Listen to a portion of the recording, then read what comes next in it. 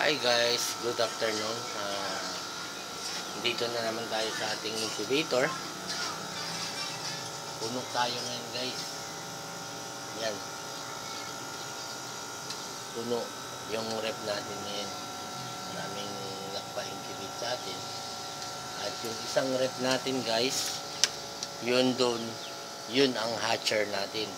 Tignan nyo yung hatching rate ng ating quail. Ang daming sisyo guys.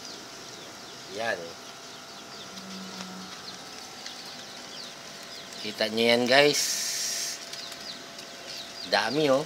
May dalawang puti pa.